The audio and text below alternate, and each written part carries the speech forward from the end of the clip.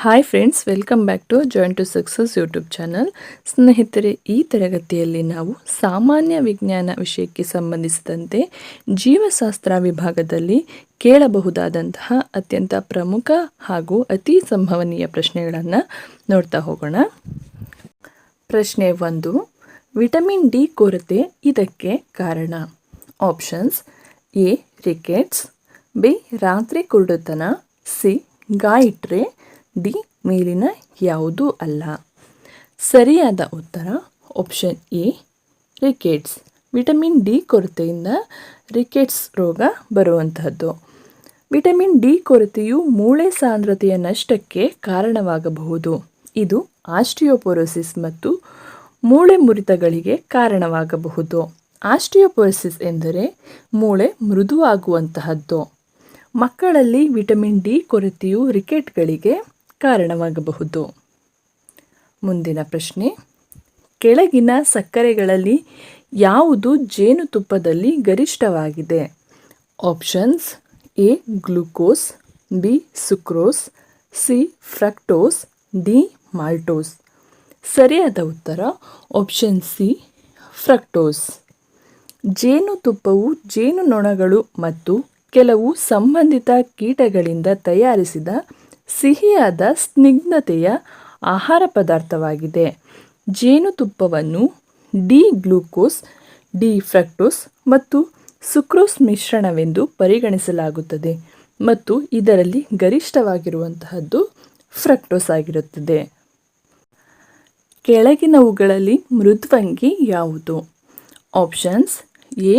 ಕಟ್ಲ್ fish, B. Silverfish, C. Dogfish, D. ಮೇಲಿನ ಯಾವುದೂ ಅಲ್ಲ. ಸರಿಯಾದ ಉತ್ತರ option A, cuttlefish. Cuttlefish ಅಥವಾ ಕಟ್ಟಲ್ಗಳು ಸೆಪಿಡಾ ಕ್ರಮದ ಸಮುದ್ರ ಮೃದ್ವಂಗಿಗಳಾಗಿವೆ. ಮೃದ್ವಂಗಿಗಳು ಅಕಶೇರುಕ ಪ್ರಾಣಿಗಳ ಪ್ರಮುಖ ಫೈಲಮ್. ಕೆಳಗಿನವುಗಳಲ್ಲಿ ಯಾವ ರೋಗಗಳು ಕ್ಷೀಣಗೊಳ್ಳುವ ಕಾಯಿಲೆಗಳಲ್ಲಿ ಸೇರಿವೆ? Options: A. ಹೃದಯ, ಕೀಲುಗಳು, ನರಮಂಡಲದ ವ್ಯವಸ್ಥೆ, ಆಪ್ಷನ್ ಬಿ. ಹೃದಯ, ಕೀಲುಗಳು, ಸಿ.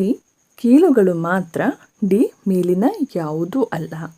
ಇದಕ್ಕೆ ಸರಿಯಾದ ಉತ್ತರ ಆಪ್ಷನ್ ಇ, ಹೃದಯ, ಕೀಲುಗಳು ಹಾಗೂ ನರಮಂಡಲದ ವ್ಯವಸ್ಥೆ. ಇವುಗಳು ಕ್ಷೀಣಗೊಳ್ಳುವ ಕಾಯಿಲೆಗಳಲ್ಲಿ ಸೇರಿವೆ. ಹೃದಯ, ಕೀಲುಗಳು ಮತ್ತು ನರಮಂಡಲದ ಕಾಯಿಲೆಗಳು ಕ್ಷೀಣಗೊಳ್ಳುವ ಕಾಯಿಲೆಗಳಲ್ಲಿ ಸೇರಿದೆ.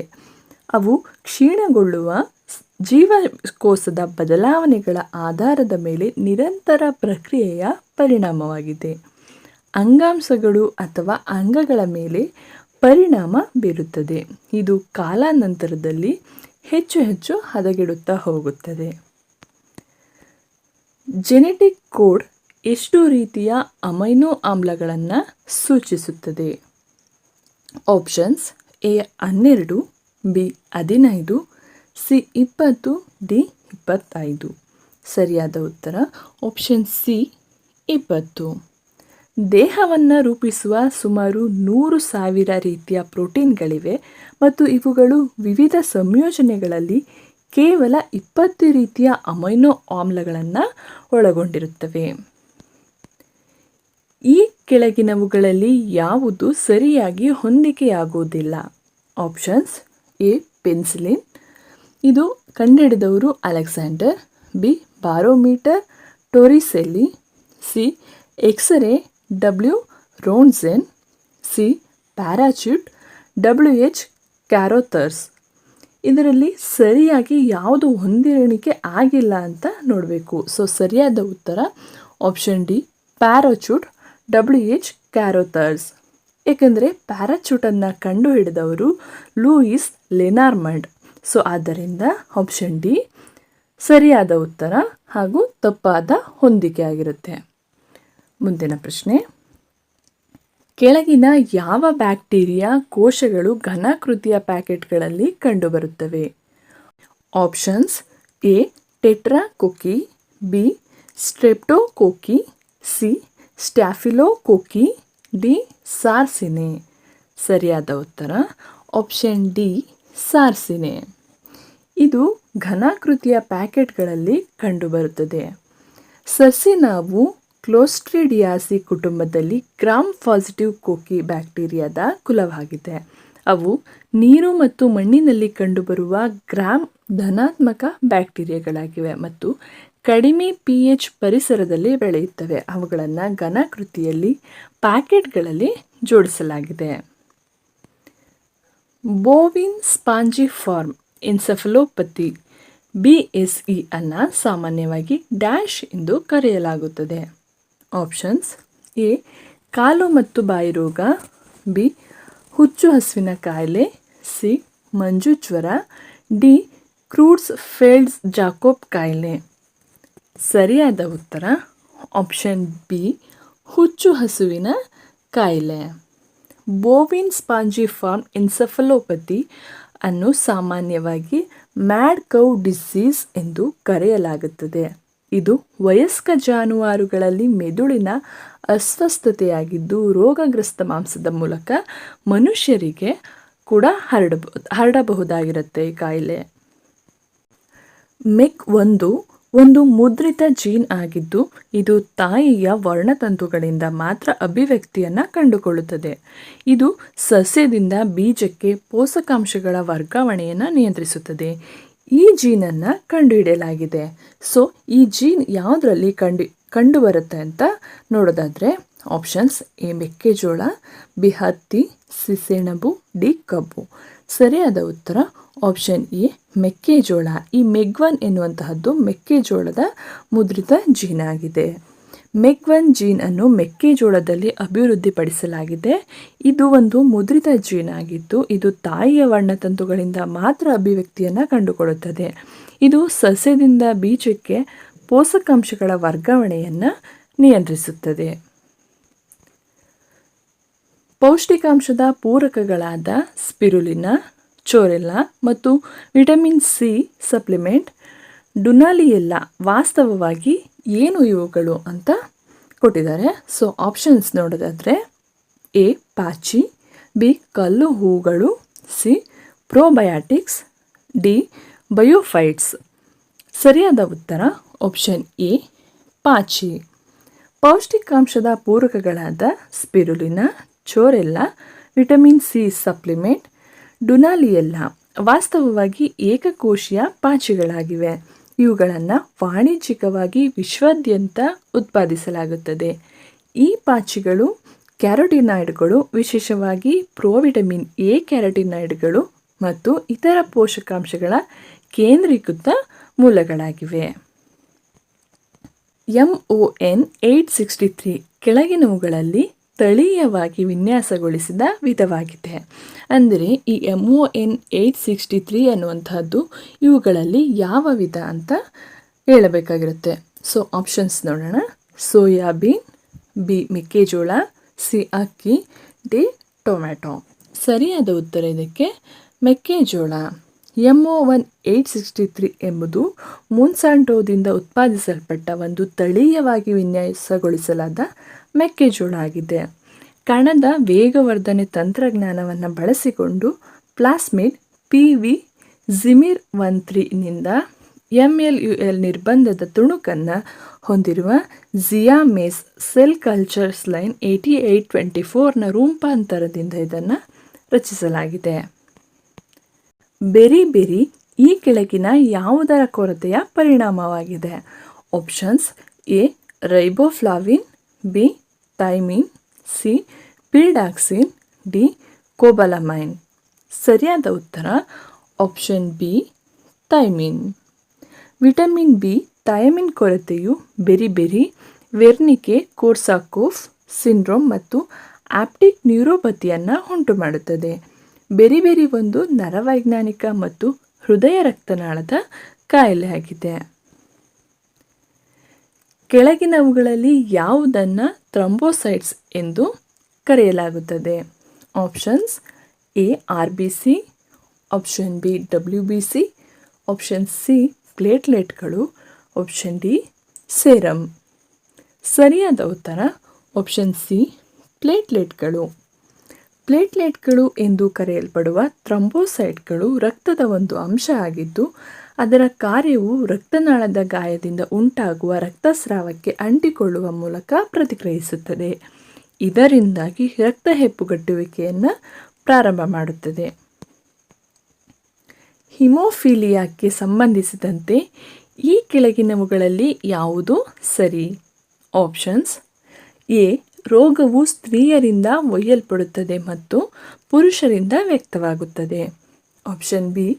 ರೋಗವು ಪುರುಷರಿಂದ ಒಯ್ಯಲ್ಪಡುತ್ತದೆ ಮತ್ತು ಸ್ತ್ರೀಯರಿಂದ ವ್ಯಕ್ತವಾಗುತ್ತದೆ. Option C.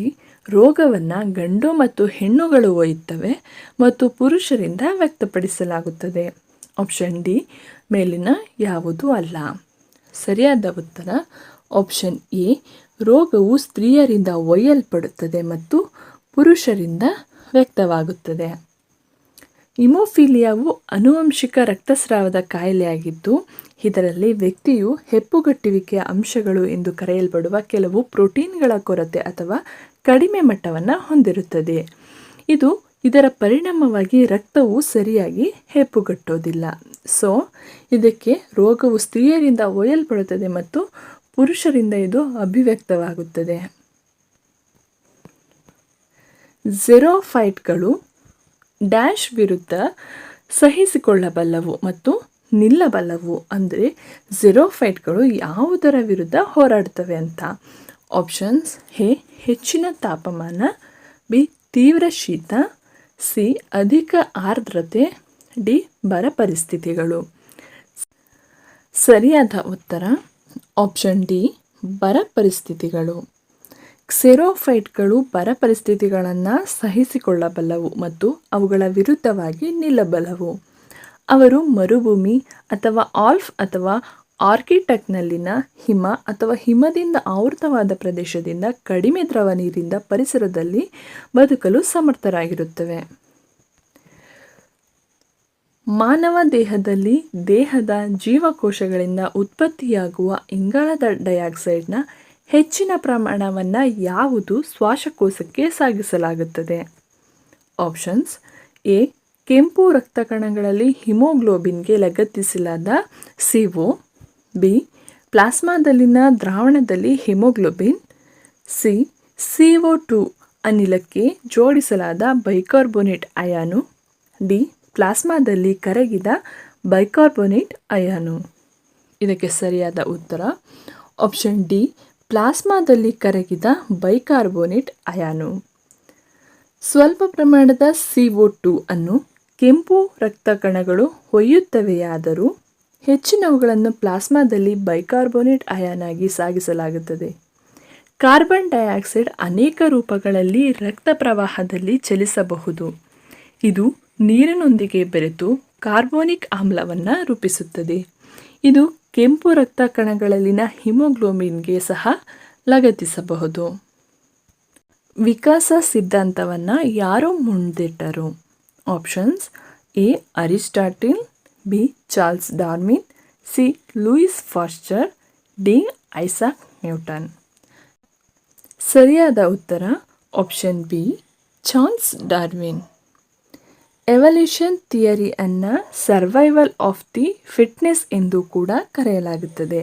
ಇದನ್ನು ಚಾರ್ಲ್ಸ್ ಡಾರ್ವಿನ್ ಅವರು 1859ರಲ್ಲಿ ಆನ್ ದಿ ಒರಿಜಿನ್ ಆಫ್ ಸ್ಪೈಸೀಸ್ನಲ್ಲಿ ಪ್ರಸ್ತಾಪಿಸಿದರು ಮತ್ತು ಸ್ವತಂತ್ರವಾಗಿ ಆಲ್ಫ್ರೆಡ್ ವ್ಯಾಲೇಸ್ ಅವರು 1858ರಲ್ಲಿ ಪ್ರಸ್ತಾಪಿಸಿದರು.